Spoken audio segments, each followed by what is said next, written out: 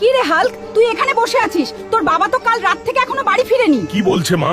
আমি এখনই যাচ্ছি বাবাকে আনতে। আরে বাবা কোথায় গেল এত রাতে? নাকি বাবার কিছু হয়েছে?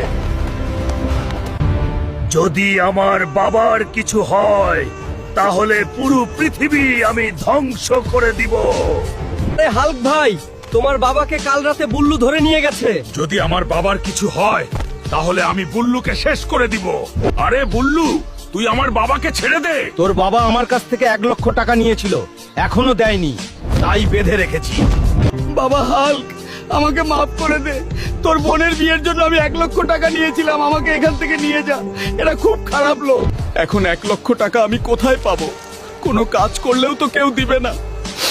বাবার এক বন্ধু লালু ভাইয়ের কাছে গিয়ে দেখি। লালু আঙ্কেল, দয়া করে আমাকে 1,00,000 টাকা দিন, বাবাকে বাঁচাতে হবে। আমার কাছে কোনো টাকা হবে না, তুমি যাও এখান থেকে। শুনেছি পাশের গ্রামে নাকি কুস্তি খেলা হইতেছে, যে জিতবে তাকে 1,00,000 টাকা দেওয়া হবে। আমি খেলবো আর জিতবই। আজকের খেলা হবে হাল্ক বনাম কুদ্দুস। কে বিজয় হবে কমেন্টে বলে যাও।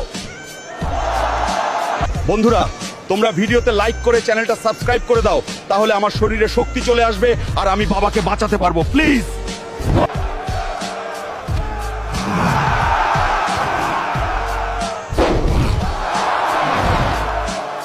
এই নিয়ে বুল্লু 1,00,000 টাকা।